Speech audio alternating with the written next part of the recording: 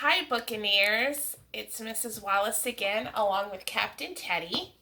And we have a new book that we'd like to share with you. It's called Let's Visit the Ocean, and it's written by Jennifer Boothroyd. So I want you to think, is this a fiction book or a nonfiction book? You're correct. It's a nonfiction book. It is full of facts about the ocean, and it has a table of contents, so we could actually flip through the book and go to the parts that we want to read about. We don't necessarily have to start at the beginning of the book and go all the way through. Okay? But Miss Wallace, I'm going to read you the whole book this time, and so I'm going to start here in the beginning. A Journey to the Ocean. And this is called a heading up here at the top. Back and forth, water washes up on a sandy beach. Then it flows back into the ocean. An ocean is a large body of salt water. The ocean covers most of the Earth's surface. So you'll remember from our lesson today, with Mrs. Mary and I, we talked about the earth. The green and brown parts, that's the land. And then the blue parts are the ocean. The earth is made up mostly of water. The white that you see, those are clouds.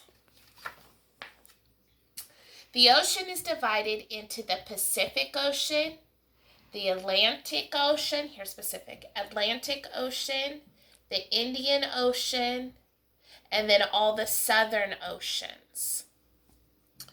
The ocean is the largest on the earth, okay? Parts of the ocean are very deep. Sunlight can't reach the bottom of many areas. Even without sunlight, plant and animal life thrive in the ocean. Much of the ocean hasn't been explored. People need special equipment to explore deep underwater. Like these people right here, special equipment. Animals of the ocean. So now we're on chapter 2.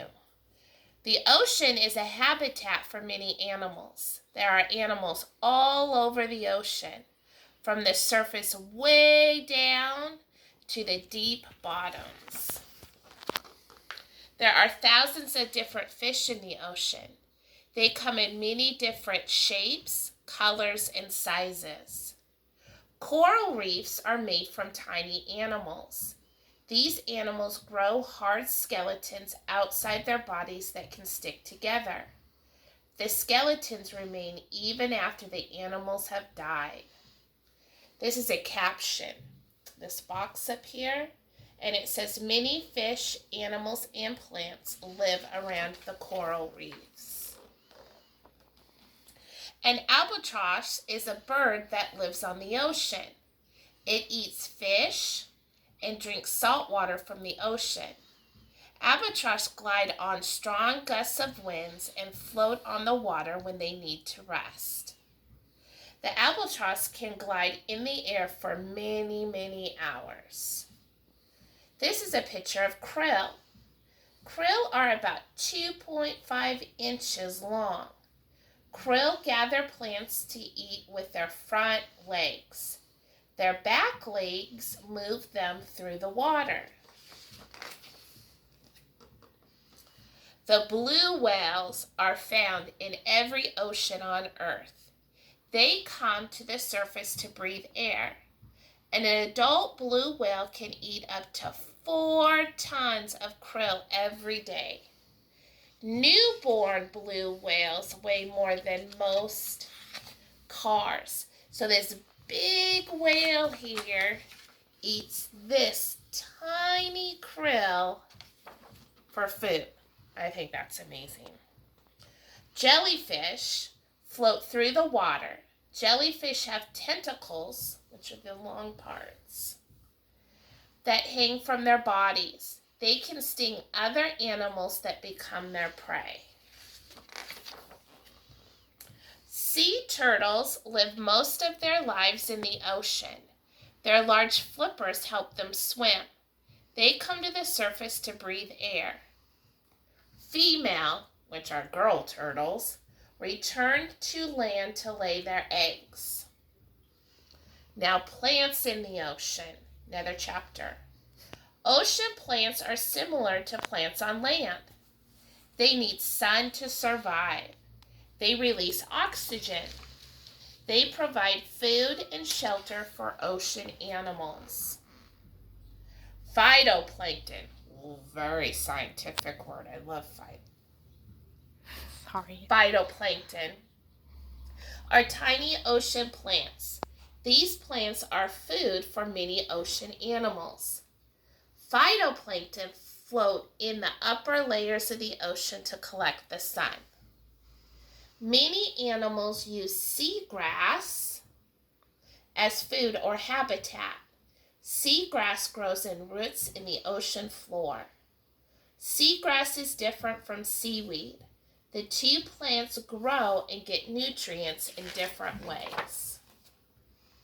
Kelp forests grow in cold ocean waters. Kelp can grow very tall. Many animals depend on kelp for shelter and food. Kelp gets nutrients from its leaves instead of roots like plants usually do. Root-like objects called holdfasts keep kelp on the ocean floor. Gas pockets help it float towards the light. We have a lot of kelp here in the Pacific Northwest waters. Working together. The ocean is a giant ecosystem. All the living and non-living parts work together. The ocean also has many smaller ecosystems. One important ecosystem is the rocky shore, and we learned a little bit about that today in our lesson.